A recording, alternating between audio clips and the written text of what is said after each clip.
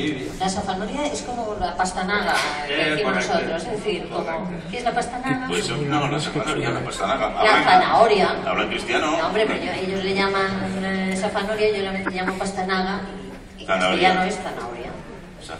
¿Cómo? Safanoria. Safanoria. Pastanaga.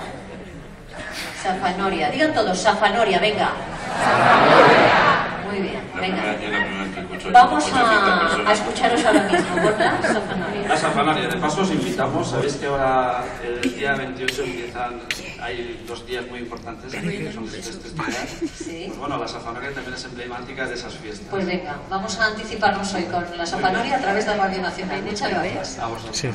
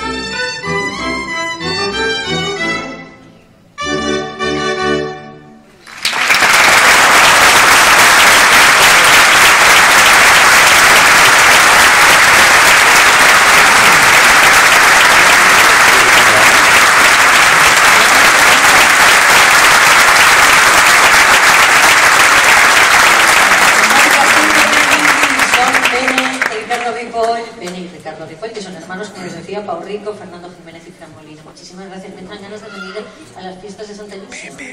Estáis invitados, ¿Sí? Pues igual me vengo, ¿eh? Vuestra casa. Voy a mirar el calendario. Muchas gracias, Bene. Gracias a los técnicos.